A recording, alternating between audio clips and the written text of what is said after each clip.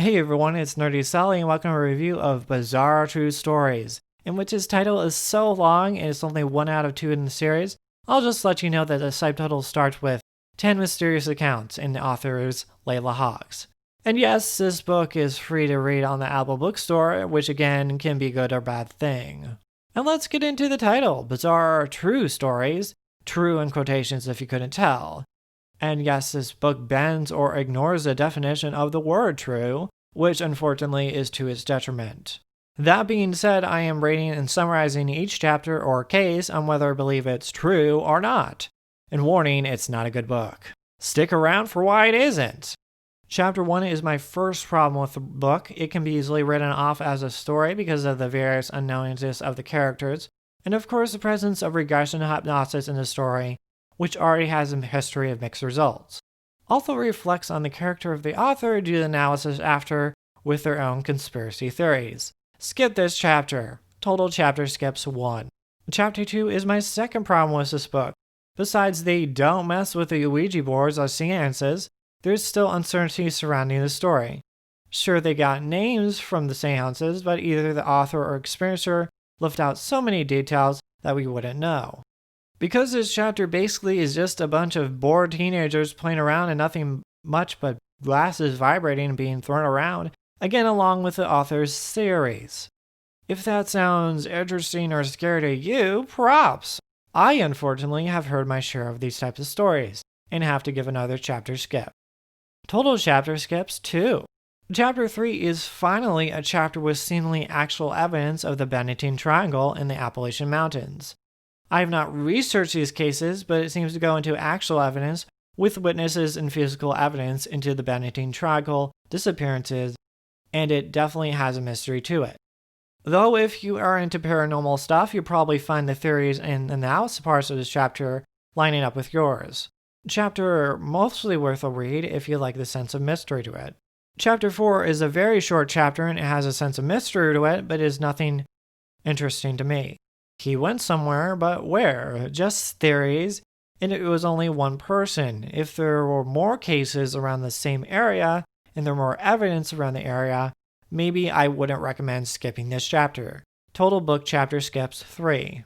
Chapter 5, right off the bat, spells out like a bunch of dated folklore, even with the author commenting on its folklore-like telling with uncertain times and places, and even describing looking placidly somewhere, when a person wasn't there or sure whether someone was looking placidly somewhere or not.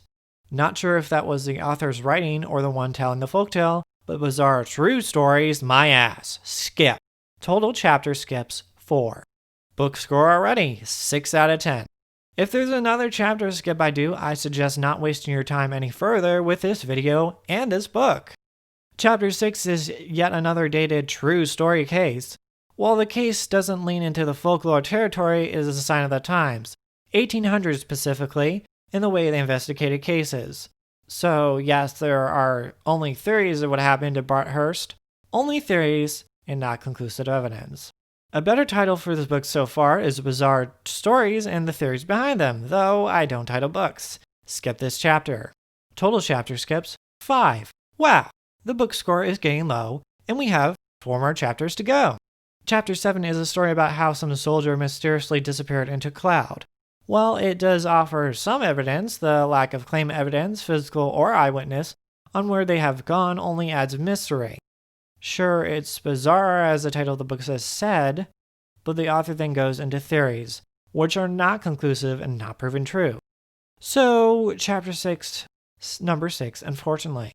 Chapter 8 discusses a few instances of time travel. I am not going to discuss the legitimacy of these stories, other than that they are bizarre, as the name of the book suggests. However, if it is bizarre true stories, theorizing and speculating should be left at the door if there is not enough concrete evidence.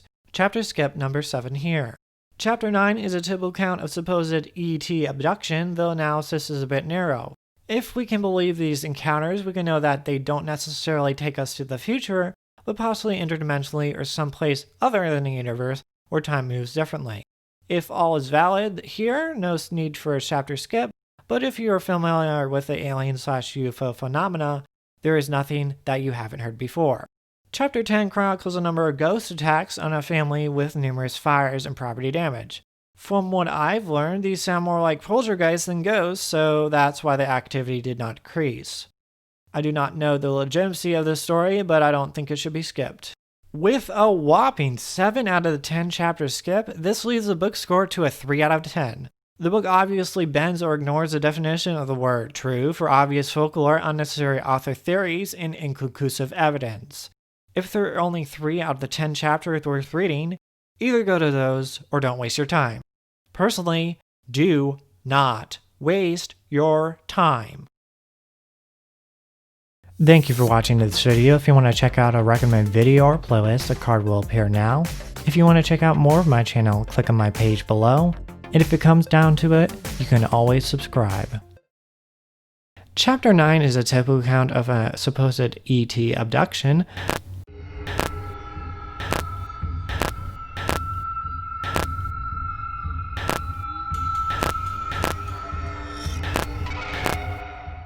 What the fuck was that? Don't fucking...